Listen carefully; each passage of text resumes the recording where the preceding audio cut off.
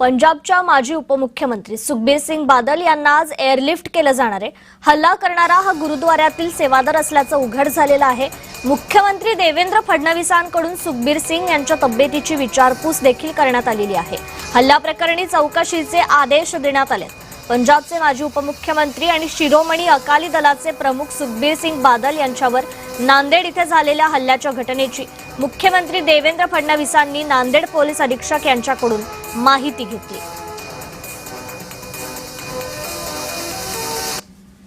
एक वहाँ का सेवादार है, उसने अचानक से आके अपने किरपान से अटैक करने की कोशिश की, जिसमें हमारा एक साहब को राइट हैंड में इंजरी हुई है और एक हमारा ऑफिसर है इंस्पेक्टर एसपीयू का, उसने वहाँ पे सिक्योरिटी में था, उसने हाथ से वो रोक लिया, उसको हाथ में थोड़ी इंजरी हुई है।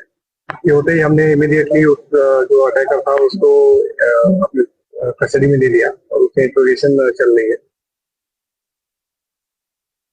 या ठिकाणी दर्शन आटोपून येत असताना साधारणतः 1:50च्या सुमारास तेथील एका सेवादाराने त्यांच्यावर अचानक अटॅक करण्याचा प्रयत्न केला आणि याच्यामध्ये आपल्या स्पेशल प्रोटेक्शन युनिटचा जो आपला तिथले PSI होते यांनी त्यांचा बचाव केला। याच्यामध्ये दोघांनाही मायनर इंजुरी झालेल्या आहेत। आता त्या दोघांची तब्येत आता व्यवस्थित आहे आणि ट्रीटमेंट सध्या चालू आहे। तो संबंधित सेवादार जे आहेत ते पोलिसांच्या ताब्यात असून पुढची तपासणी आणि चौकशी चालू आहे।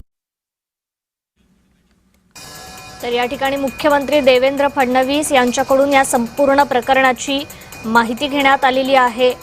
हल्ल्या प्रकरणी फडणवीसांकडून चौकशीचे आदेश देखील देण्यात आलेले आहेत। सुखबीर सिंग बादल यांच्यावर जो हल्ला झाला त्या प्रकरणी मुख्यमंत्री देवेंद्र फडणवीसांनी त्यांच्या तब्येतीची विचारपूस देखील केली।